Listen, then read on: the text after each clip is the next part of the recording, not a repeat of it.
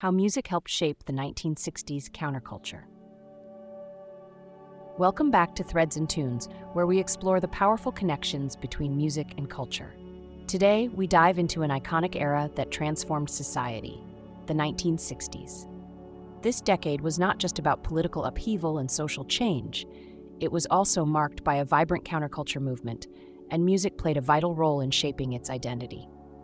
The 1960s were a time of rebellion, and music became the soundtrack to this revolution. Artists and bands emerged who spoke to the hearts and minds of a generation seeking change. The folk revival saw musicians like Bob Dylan and Joan Baez use their lyrics to challenge the status quo and address social issues such as civil rights and war.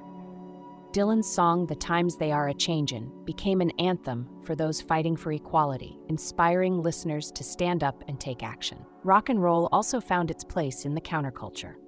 The electric guitar became a symbol of freedom and rebellion, with bands like the Beatles and the Rolling Stones pushing boundaries.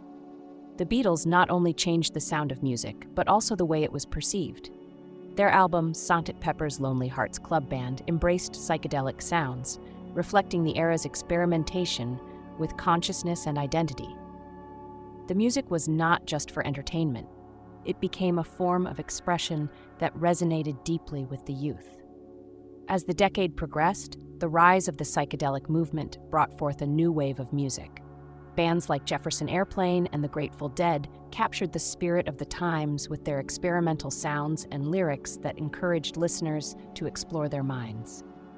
The famous Woodstock Festival in 1969 epitomized this era, bringing together hundreds of thousands of people to celebrate peace, love, and music.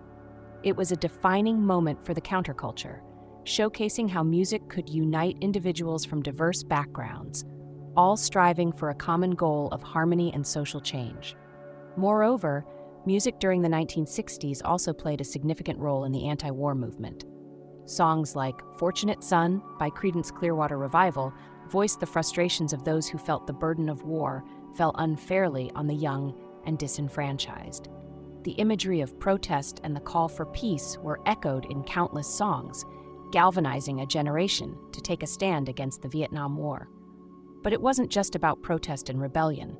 The music of the 1960s also celebrated love, freedom, and self-expression. The emergence of the singer-songwriter genre allowed artists to share personal stories and experiences, creating a deeper connection with their audiences. Artists like Joni Mitchell and James Taylor tapped into the emotions of the time, capturing the complexities of love and life in their lyrics. As we reflect on this transformative decade, it's clear that music was more than just a backdrop. It was a driving force in shaping the counterculture. It provided a voice for the voiceless, a platform for change, and a means for connection among people from all walks of life. Thank you for joining us on this journey through the music that helped shape the 1960s counterculture. If you enjoyed this video, please give it a thumbs up and subscribe to Threads and Tunes for more explorations of the intersection between music and culture. We'd love to hear your thoughts on how music influenced your own views on social change. Until next time, keep the music alive.